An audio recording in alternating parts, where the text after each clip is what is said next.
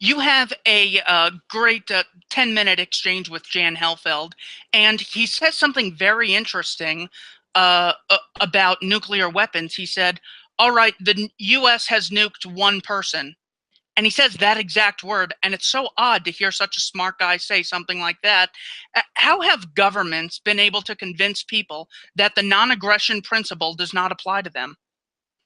Yeah, well, they do it through a variety of tactics. One is to say you have to give up some of your rights in order to have security because there's bad guys coming after you. You know, they're able to create the ruling class is always able to create a vision of hell. You know, outside invaders, crime internally, terrible things that other people will do to each other. You may not know them, but they will. Terrible social consequences will come about unless you give up some of your rights to a ruling class and give this ruling class a monopoly over the use of force. But essentially, give them the right to do to you and me what we are not permitted to do to each other. So essentially, it's an intellectual mistake. I understand where it came about. It comes about in times of great social chaos. Like the modern state was born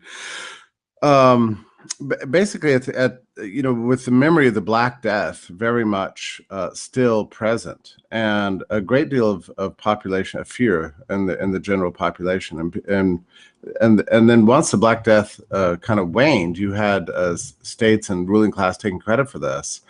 And then you had you know, in Europe especially, you had a series of populist uprisings against a ruling elite, and so on. Essentially, a time of great fear gives rise to the first signs of the ruling class in the modern world. And the problem is that once the state is created, it's very difficult to get rid of it, because obviously, you know, the essence of the state itself is that it has the right to preserve itself at your expense. You know, so you can't just shut it off. It's not like a light switch. Let's turn it on for a while and turn it off. Once it's on, it's frozen in place, and it becomes very difficult to get rid of. Revolutions are extremely rare and rarely work out well.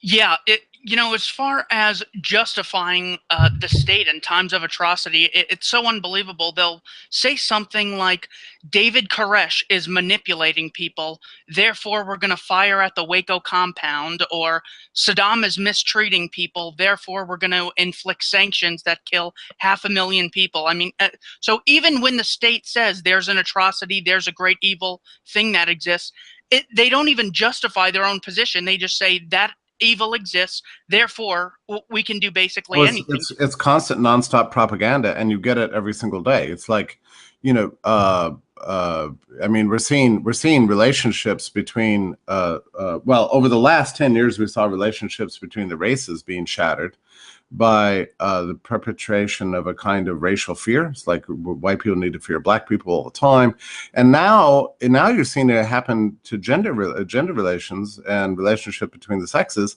with this constant daily propaganda that men are pariahs, men are abusers, men are beating women constantly. You can't believe it. You know, the harassment is unrelenting. Women are suffering all the time. You know, and the idea here, it's very interesting. The idea of this whole ideology driving these various movements, whether it's right-wing white supremacist movements or left-wing SJW feminazi movements, it's the same thing. It's that society is built of interlocking power structures based on exploitation that is very much tied to identity of race, sex, and gender identity. Okay, so that's the theory. What's weird about this theory is that it's actually misidentifying the source of oppression and exploitation in society. I mean, it is not relationships between the sexes and between the races. You can go out into any mall in America and see that things are actually potentially very harmonious between people. The real source of exploitation and oppression is the state itself. So all these movements are trying to distract you from realizing that the real exploitation is taking place with the regimented regulatory state, you know, that doesn't let you move and exchange the way you want, you know, the tax state, which pillages 30% of your income, and so on. I mean, all the sources of oppression in our lives come down to the state, and anybody who says otherwise is most likely trying to generate a case for continued state oppression. And I mean, that's basically what the Me Too movement has come down to. And it's also what the alt-right movement have come down to. Everybody's trying to find an excuse for continuing regulation of society by the ruling